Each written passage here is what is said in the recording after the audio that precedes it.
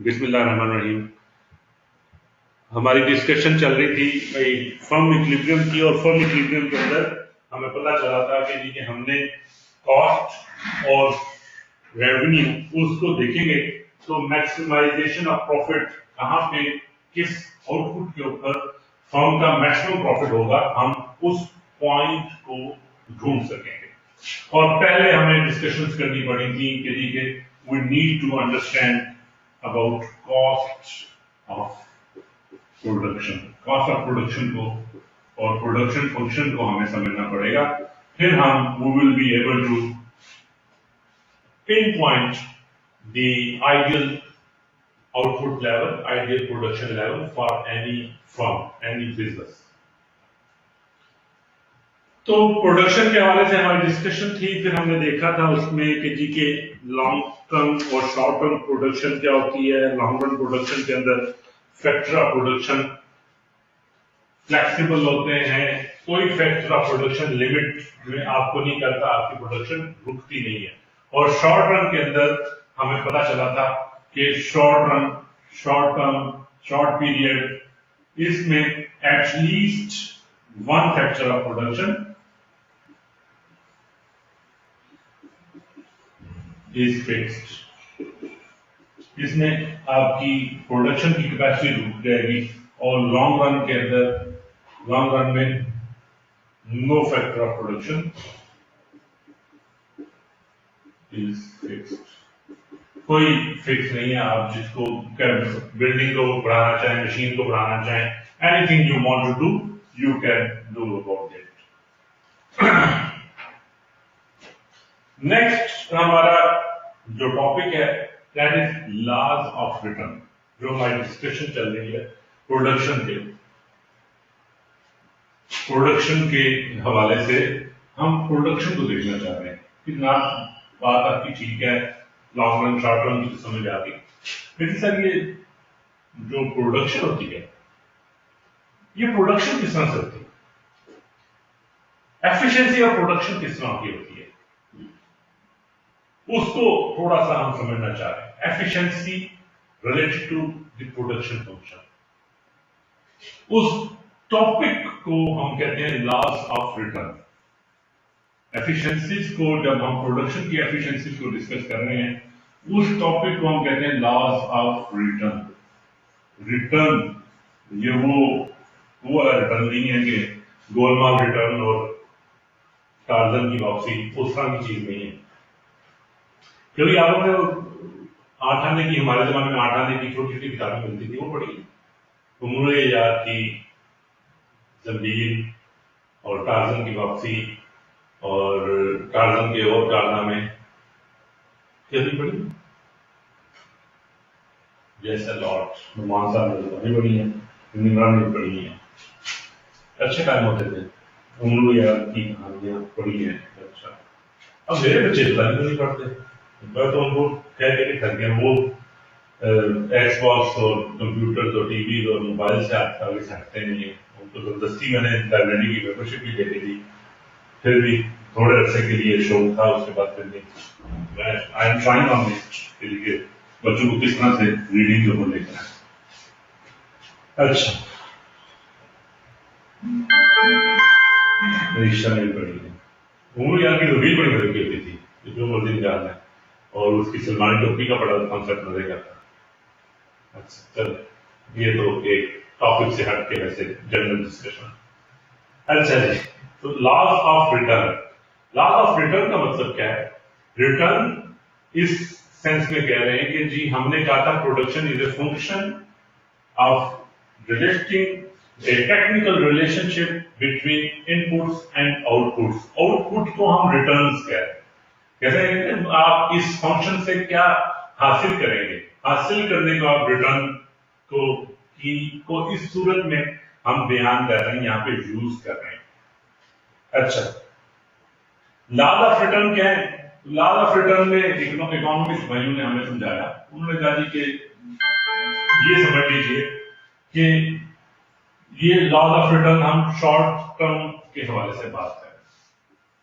Short term period उसके हवाले से बात करें। पहली बात तो आप ये समझ लें कि हम लॉन्ग रन की बात नहीं कर रहे। लॉन्ग रन में तो आपके पास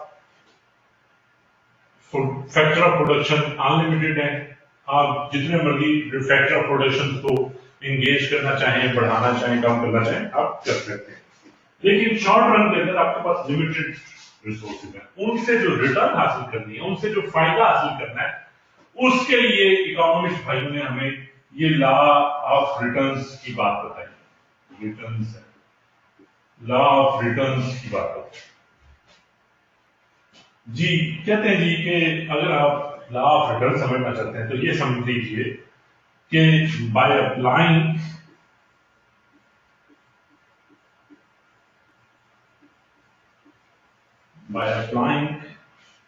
variable factor of production, variable factor of production एक फिक्स था, क्योंकि हमने कहा था फैक्टर ऑफ प्रोडक्शन को भी हमने दो हिस्सों में तकसीम कर दिया था, याद है? एक को हमने कहा था के और एक को हमने कहा था एल। के is for capital non human factor of production, L is for labour human factor of production. तो अगर कोई एक फिक्स्ड है, फिक्स को हम डिनोट करते हैं ऊपर बार के साथ, बार अगर कर दी जाए किसी फैक्टर ऑफ प्रोडक्शन के ऊपर, किसी के या एल के ऊपर अगर हम बार लगा देंगे, दैट मीन्स कि वो फिक्स्ड है। इसकी डिनोट करने का ये तरीका है, बार इज दी प्रोसीजर या प्रोसेस जिसे हम डिनोट कर सकते हैं। अगर एक फैक्टर ऑफ प्रोडक्शन फिक्स्ड है तो दूसरा क्या है? वेरिएबल। ऐसे ही है, दूसरे को आप चेंज कर सकते हैं। फॉर एग्जाम्पल फिक्स्ड है, हमने कहा बिल्डिंग नहीं बढ़ा सकते शॉर्ट रन के अंदर, लेकिन लेबर इंक्रीज की जा सकती है। वो लेबर पहले थोड़े थे, अब उससे और पहले 10 लगाए थे, 20 लगाए, 20 से 30, 30 से 40 लगाए जा सकते हैं। वेरिएबल किया जा सकता है शॉर्ट रन के अंदर। तो इन्होंने कहा कि जनाब लॉ ऑफ रिटर्न समझने के लिए फिर हम बात करें by applying variable factor of production. यहां तक तो कोई इशू नहीं है। By applying variable factor of production with some fixed factor of production.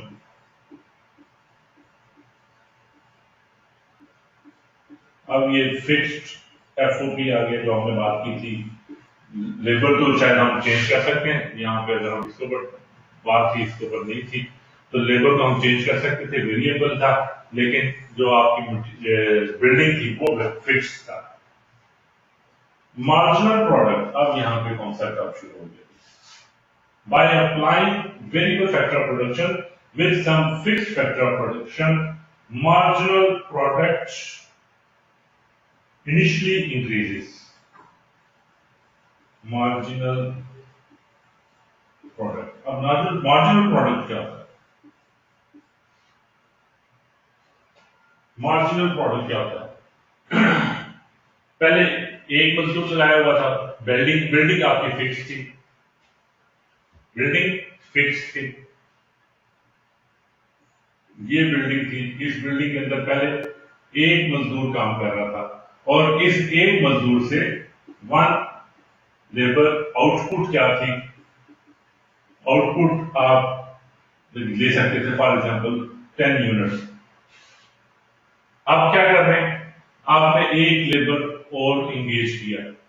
अब विद 2 लेबर्स आपकी मार्जिनल आउटपुट, ये है हमारी मार्जिनल की, मार्जिनल और टोटल का कॉन्सेप्ट हमें पहले से पता है।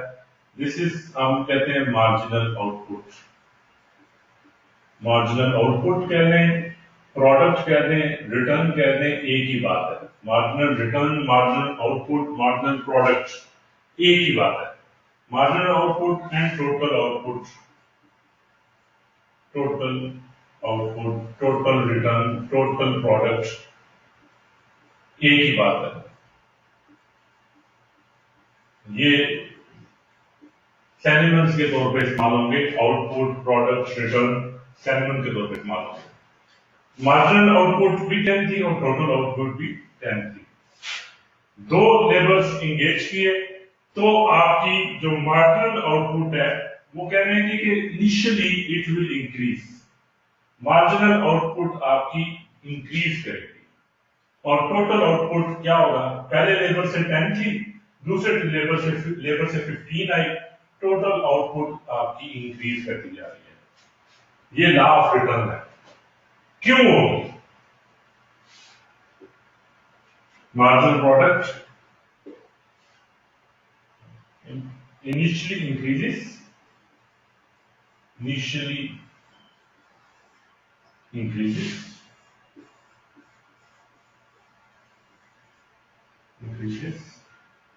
then it is known as increasing return.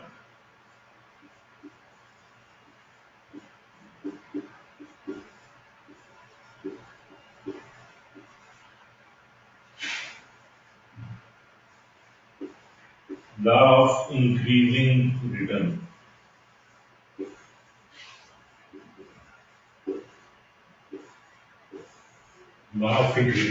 इस स्टेज के ऊपर जो प्रोडक्शन प्रोसेस में आपकी production fixed factor of production, जो बिल्डिंग है दैट इज फिक्स्ड, उसके साथ वेरिएबल फैक्टर ऑफ प्रोडक्शन आपने ऐड किए। उन वेरिएबल फैक्टर ऑफ प्रोडक्शन से मार्जिनल आउटपुट इनिशियली इंक्रीज करेगी, क्यों करेगी? होना तो ये चाहिए ना। फॉर एग्जाम्पल ये अगर एक स्टिचिंग यूनिट है, कपड़े सीते हैं, स्टिचिंग फैक्ट्री, स्टिचिंग यूनिट ये काम करते हैं, तो आपने एक दर्जी को लगाया, उस दर्जी को लगा के आपने एक दिन के अंदर 10 शर्ट्स फॉर एग्जाम्पल प्रोड्यूस की। दूसरे दर्जी को लगाया तो असूल क्या कहता था, अगर एक से 10 मिली थी, दूसरे से 20 मिलनी चाहिए थी। ऐसे ही है ना, दो को लगाते तो 20 मिल जाती, दूसरे से भी 10 का ही प्रोडक्शन में इजाफा होना चाहिए था। ऐसे ही है कि नहीं?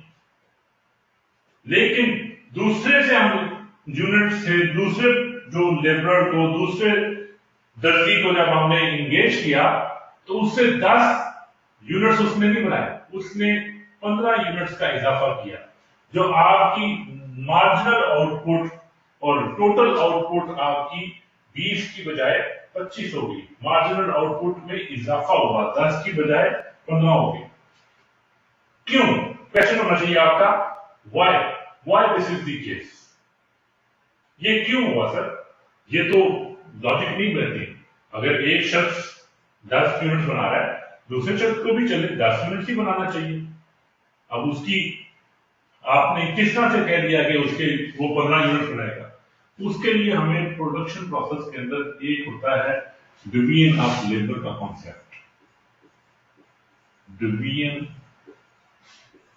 ऑफ लेबर,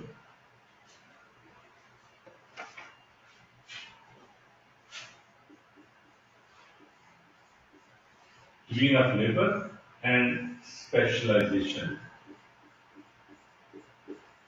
ये हमने चैप्टर 1 के अंदर छोड़ा था, स्पेशलाइजेशन, डिवीजन ऑफ लेबर और स्पेशलाइजेशन। अब इस कॉन्सेप्ट को डिस्कस करना पड़ेगा कि जनाब, जब एक शख्स था तो वो क्या कर रहा था? वो शख्स खुद ही से, ये जब इंडिविजुअल एक था, पहले वाला ये नहीं था, तो एक शख्स क्या कर रहा था? वही शख्स था जो कि अपनी कटिंग भी कर रहा था, वही सिलाई भी कर रहा था, वही उसको इस्त्री भी कर रहा था, वही उसको पैकिंग भी कर रहा था, वही उसको डिस्पैच भी कर रहा था, वही परचेज भी कर रहा था। वो सारा कुछ उस एक शख्स के ऊपर पूरी प्रोडक्शन प्रोसेस की जिम्मेदारी थी जी। जब दूसरा शख्स आया तो अब डिवीजन ऑफ लेबर हो गया। नेक्स्ट लेबर ने आके क्या किया कि वो जो प्रोडक्शन प्रोसेस था उसको हिस्सों के अंदर तकसीम कर दिया। यार अच्छा, परचेज और कटिंग एक बंदा कर ले, स्टिचिंग उसको इस्त्री करना, उसकी पैकिंग, उसकी डिस्पैच दूसरा बंदा कर ले। अब इस एक्टिविटी को, इस प्रोडक्शन प्रोसेस को सेगमेंट में तकसीम करने से, उसको डिवाइड करने से होगा क्या कि जो शख्स परचेज करता है, जो कटिंग करता है, वो एक्सपर्ट होता जाएगा। आपके प्रोडक्शन प्रोसेस के अंदर अगर उसी एक शख्स को परचेज भी करनी पड़ती, कटिंग भी करनी पड़ती, स्टिचिंग भी करनी पड़ती, पैकिंग भी करनी पड़ती, डिस्पैच भी करनी पड़ती, तो वो स्पेशलाइज ना होता, वो डिवीजन ऑफ लेबर की अपनी एक्सपीरियंस से ज्यादा बेहतर एफिशिएंट प्रोडक्शन ना देता। अब जब ये डिवीजन ऑफ लेबर हुआ, उसने क्या किया, उसने लोगों को स्पेशलिस्ट बना दिया। मैं कटिंग का स्पेशलिस्ट हूं जी, मैं पैकिंग का स्पेशलिस्ट हूं, मैं परचेजिंग का स्पेशलिस्ट हूं, मैं डिस्पैच का स्पेशलिस्ट हूं। अब वो जो शख्स जो सारे काम करता था, वो कटिंग उतनी एफिशिएंटली नहीं कर सकता जो कि एक शख्स जो कि सारा दिन सुबह से लेकर शाम तक सिर्फ कटिंग ही करता रहता है। उसकी एक्सपर्टीज, उसकी जो एफिशिएंसी है, वो लामहला ऐसे शख्स से बेहतर होगी जो कि सारे काम कर रहे हैं। जो specialisation will increase the efficiency of production initially. ऐसे ही है।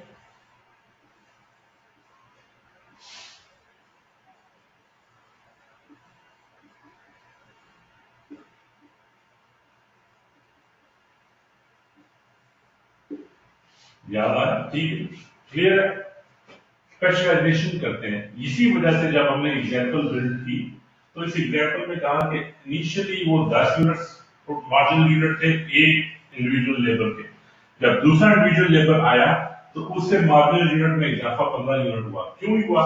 क्योंकि उनकी डिवीजन ऑफ लेबर हुई। डिवीजन ऑफ लेबर की वजह से वो स्पेशलाइजेशन हुई। स्पेशलाइजेशन की वजह से इंक्रीज इन एफिशिएंसी हुई, जिसने ये किया कि आपकी जो मार्जिनल प्रोडक्ट है वो इजाफा हो गया, उसमें इजाफा होना शुरू हुआ। ये कॉन्सेप्ट यहाँ पे लॉ ऑफ रिटर्न्स के अंदर हमें डिवीजन ऑफ लेबर का और स्पेशलाइजेशन का कॉन्सेप्ट समझना पड़ेगा, फिर हम लॉ ऑफ रिटर्न को सही तरह समझ सकेंगे।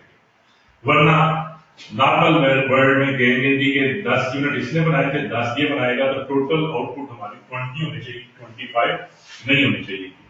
लेकिन इनिशियली क्या हुआ कि जब प्रोडक्शन प्रोसेस के अंदर तकसीम, लेबर को तकसीम, अपने प्रोसेस को डिवाइड करने की ऑप्शन मौजूद थी, उस वक्त we were able to optimise our production resources, we were able to increase our production resource per unit production resource from our initial variable factor. फिर आपको कहना चाहिए सर ये बार बार आप इनिशियली क्या वर्ड क्यों यूज कर रहे हैं? कहना चाहिए कि नहीं कहना चाहिए? आपके दिमाग को हिट करना चाहिए कि सर ये बार बार आप इनिशियली का वर्ड क्यों यूज कर रहे हैं? वो मैं आपको बता, वो कहते हैं जनाब के एक लेवल तक तो ये चीज आपकी दुरुस्त होगी। आपके बैठने की जगह स्टिचिंग की, आपकी बिल्डिंग, आपकी दुकान जिसके अंदर वो स्टिचिंग यूनिट लगा हुआ है, उसकी कैपेसिटी है। फॉर एग्जाम्पल 4 लोग उस यूनिट को, उस जगह को इस्तेमाल कर सकते हैं। तो आपने थर्ड लेबर इंगेज किया, इस जगह के अंदर थर्ड लेबर भी आ गया, अब भी आपकी मार्जिनल प्रोडक्टिविटी फिर मजीद इंक्रीज हुई, आउटपुट टोटल आपकी फिर बढ़ गई। फिर फोर्थ लेबर को भी इंगेज किया, मार्जिनल प्रोडक्टिविटी आपकी फिर इंक्रीज हुई, आउटपुट आपकी फिर भी टोटल आउटपुट आपकी फिर बढ़ गई। फिर कहते हैं कि अब जब आप फुल कैपेसिटी के ऊपर आप पहुंच जाएंगे, तो उसके बाद आप लोगों को एंगेज करेंगे तो एफिशिएंसी वाला इंपैक्ट खत्म हो चुका होगा। ये जो एफिशिएंसी थी ये क्यों थी? क्योंकि आपके पास अभी जगह गुंजाइश मौजूद थी, वो चौथा बंदा तक बैठ सकता था। आप 5वां बंदा बैठाएंगे, डिवीजन ऑफ लेबर दोबारा करेंगे, तो पहले ही पैकिंग हमने परचेज वाले को अलग कर दिया, स्टडिंग वाले को अलग कर दिया, पैकिंग वाले को अलग कर दिया, डिस्पैच वाले को अलग कर दिया। अब जो 5वां बंदा आएगा, वो जो डिवीजन हुई है उनके अंदर ही कहीं ना कहीं उसको एडजस्ट होना पड़ेगा। तो वो शख्स अब क्योंकि हमारे प्रोडक्शन प्रोसेस के अंदर बेहतरी की गुंजाइश, ऑप्टिमम बनाने की, एफिशिएंसी और इंप्रूव करने की गुंजाइश अपने लेवल पर पहुंच चुकी है, सैचुरेशन पॉइंट आ गया। हम अब अपने प्रोडक्शन प्रोसेस के मजीद ऑप्टिमाइज नहीं कर सकते, तो फिर क्या होगा?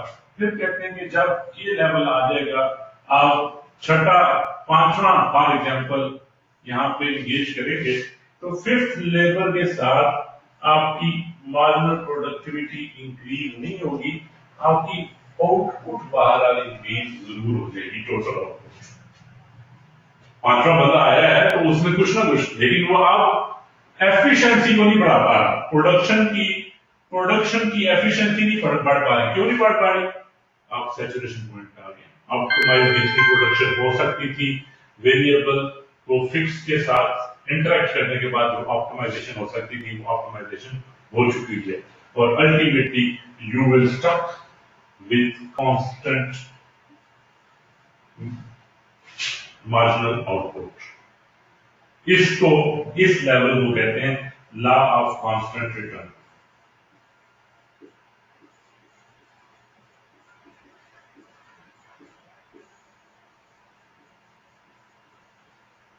और फिर क्या होगा? फिर जनाब एक लेवल आ जाएगा, फिर आप कहेंगे नहीं हमने यार अभी, तो फिर हम एक और शख्स को इंगेज कर लेते हैं। अब क्या होगा? ये जो छठा शख्स आया, इससे आपकी शायद marginal product per unit product decrease हो जाएगी। ये इसको मजबूरन आपको इंगेज करना पड़ेगा, इससे आउटपुट के अंदर तो बहुत ज्यादा इजाफा नहीं होगा, लेकिन ये आप इंगेज किया, यार अच्छा चल कटिंग करते ना उस्ताद, तू इसके साथ बैठ जाएगा, ये कटिंग करेगा, कपड़ा उठा के इसे तो इधर रख दें, ये जो नीचे कपड़ा गिरे होते हैं उसकी सफाई कर दिया कर। अब छठा जो बंदा आएगा उसको डिवीजन, लेबर की जो प्रोसेस की डिवीजन है, और उससे जो हम अपनी एफिशिएंसी इंक्रीज कर सकते थे, ऑप्टिमाइजेशन कर सकते थे, वो नहीं काम करवाएंगे, ऊपर के काम करवा देंगे। उससे भी थोड़ा सा प्रोडक्शन के ऊपर, तो टोटल प्रोडक्शन में दोबारा फर्क पड़ेगा, लेकिन मार्जिनल प्रोडक्शन में कमी आ जाएगी। मार्जिनल प्रोडक्शन में कमी आई, टोटल प्रोडक्शन फिर भी 150 की पहुंच गई। और फिर इसके बाद सैमस लगाते हैं, फिर फॉर एग्जाम्पल 10 125, टोटल प्रोडक्शन फिर भी इंक्रीज कर रही है, लेकिन मार्जिनल प्रोडक्शन अब कम हो रही है।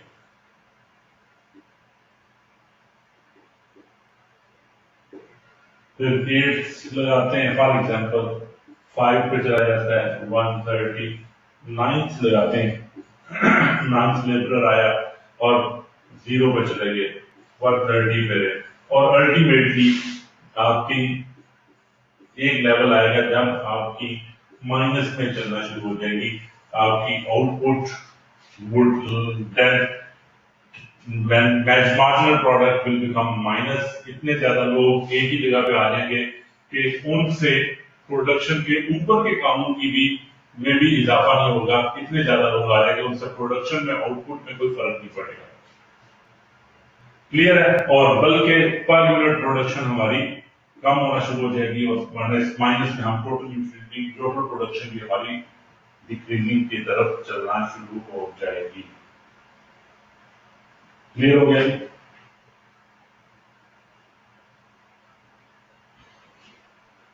कोई मुश्किल तो नहीं? आज के दिन के लिए इतना ही, लॉ ऑफ रिटर्न्स की डिस्कशन, कल इसकी डायग्राम और फिर आगे करते हैं। ठीक है, बहुत शुक्रिया जी, सॉरी अगेन आपको वेट कराया आज हमने, और इंशाल्लाह वी विल मीट टुमारो। अल्लाह हाफिज।